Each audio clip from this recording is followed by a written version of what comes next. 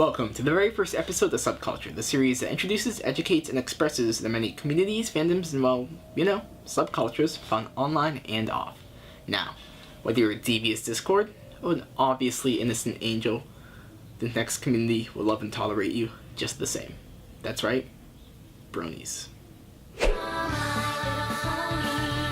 I used to wonder what friendship could be, until you all shared its magic with me. For those of you who may not know, Bronies are fans of a little show called My Little Pony: Friendship is Magic, a 2010 reboot of the Hasbro show and toy line. Though they're not the little girl and their parents kind of fans. Bronies are grown men and women, predominantly in their teens and early 20s, that enjoy the show as much as the target age demographic. Now that I think about it, definitely more. Brony culture is usually based around art. All forms of it, from music to animation, traditional and digital, and even plushies and cosplay. If it falls under the huge umbrella of all things art, then you can bet Bronies incorporate it into the fanbase and do very interesting things with it. Brony art is far more than a staple of what the culture has become. It's had an integral part in the culture's history, going back to early 2010 and late 2011.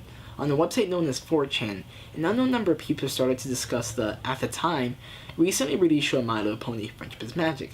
As a result, image macros were incorporated into the forum conversation, which is not uncommon on the internet. But what else is not uncommon is the spread of memes and references, and soon, the 4chan only phenomenon would be given a name. That's right, Bronies. From that point on, Bronies would spread to the wider internet on websites like YouTube, DeviantArt, and Tumblr, and fan websites would be created as well, like Equestria Deity and PonyChan. I was lucky enough to be part of the early Brony community and can tell you from experience that the quick growth of Brony culture is due large in part by the intrigue and conversation that the initial thought would start. To someone who has never heard of a Brony, the thought of a grown male liking what seemed to be an obviously girl's pink show caught everyone's attention. And while most of the internet was initially hesitant, they eventually saw it as a cool and positive trend. This is because it opened up the conversation as to what is traditionally considered a boy and or girl show. Unfortunately, those outside and even on the internet saw it as an opportunity to attack the trend and create many of the culture's misconceptions. The first major misconception that people tend to make are that most Bronies are some sort of late-age super creeps. Many news agencies covered Bronies in such a manner early on, often making unresearched accusations, linked to one in the description. What is true is that there are late-age Bronies, but they're absolutely not any kind of extensive creeps. Just think of an original series Star Trek fan. So what is an average age of a Brony?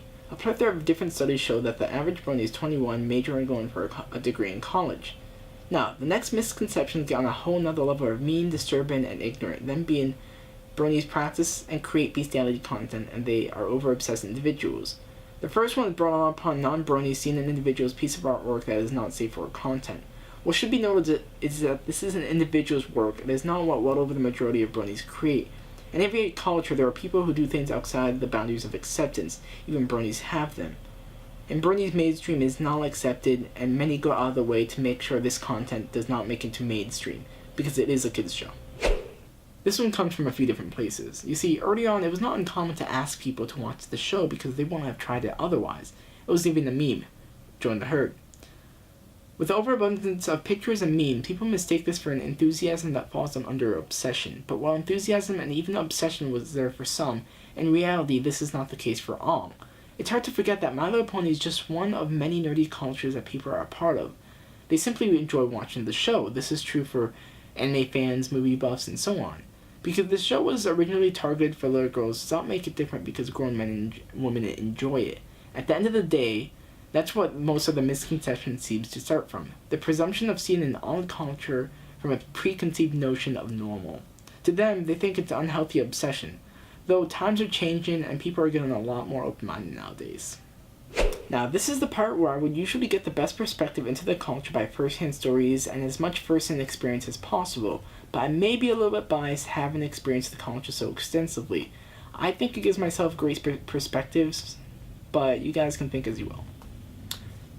Now, the majority of the culture is extremely welcoming and accepting. If you're new to it and are a new artist, musician, or animator, no matter your skill or level, people will root you on and enjoy whatever you add to the community.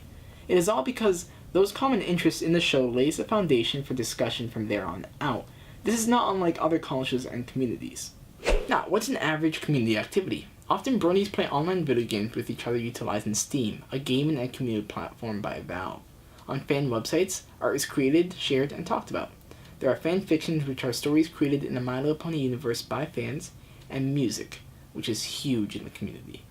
There are a surprisingly large amount of very skilled musicians, and in all honesty, My Little Pony inspired music might be its own music movement altogether.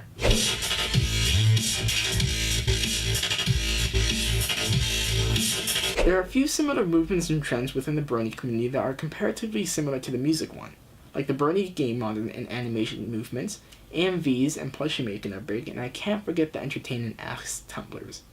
Off the internet, there exists Brony meetup groups, meeting up to watch the latest episodes and play board games, and even do charity work. And of course, the biggest offline community event, which is the official Brony convention. They often end with a really cool music concert. Finally, I can't go without mentioning traditional My Little Pony fans. While the term Brony is more acceptably associated with the recent fans of the My Little Pony Friendship is Magic series, there are My Little Pony original fans. These fans tend to have an older average age and are fans of all My Little Pony, from when it all started in 1981 to now. There may be an individual episode just for them because the culture actually differs pretty differently. Whew, now that concludes the very first episode of Subculture. If you're interested in the series, think about subscribing because there definitely will be more in the future. In the meantime, check out other content we have here at NerdyItch, and whether you're a Brony or not, let me know what you think of the series in the comments. Kevin out.